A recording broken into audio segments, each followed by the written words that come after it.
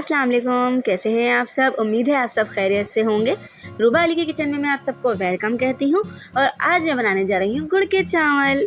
ये बहुत ही मीठी और मज़ेदार डिश है, आप लोग भी ज़रूर बनाइएगा। आइए देखें कैसे बनेंगे गुड़ के चावल।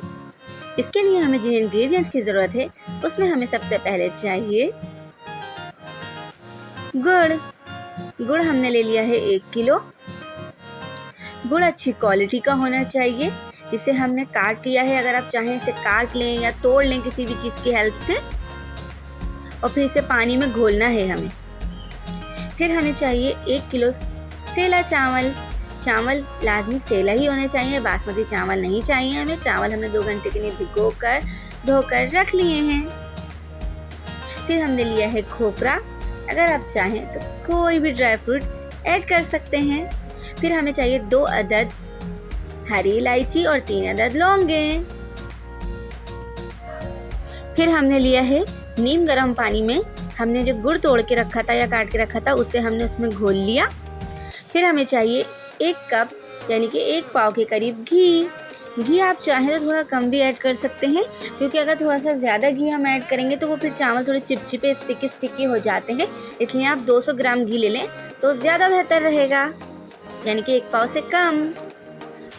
फिर हमें चाहिए फूड कलर हमें जर्दे का रंग चाहिए, जो हमें थोड़ा सा चाहिए। अब सबसे पहले हमने एक पैन में पानी लिया। पानी हमें इतना लेना है जिसमें तमाम चावल अच्छे से बॉयल हो सके।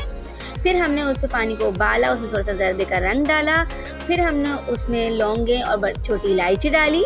फिर हमने जब पानी उबलने लग गया तो हमने उसमें चावल ऐड कर दिए। अब देखें, चावल हमने इतने उबालने हैं कि चावल नरम हो जाए अच्छे तरीके से, ज़रा भी सख्त न रहें।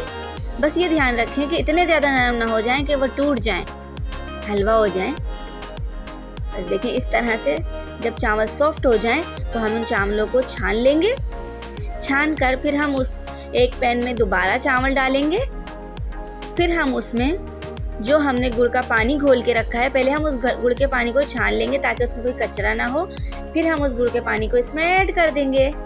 इस टाइम पे चूल्हा हम बंद रखेंगे। ये देखिए अब हम गुड़ का पानी ऐड कर रहे हैं।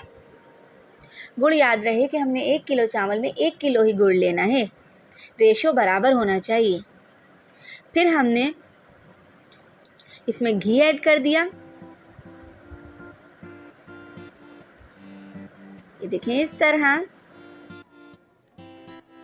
बस घी ऐड करने के बाद हम इसे ढककर तेज़ आंच पर इतना पकाएंगे कि इसका तमाम जो गुड़ का पानी है वो खुश्क हो जाए। ये देखें इस तरह ढककर और तेज़ आंच पर।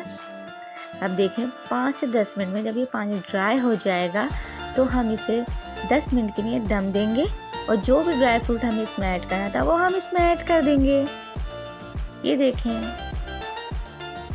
बस 10 मिनट के दम के बाद हम इसे डिश आउट कर लेंगे। बहुत ही टेस्टी बनते हैं, आप लोग भी ज़रूर बनाइएगा, खाइएगा।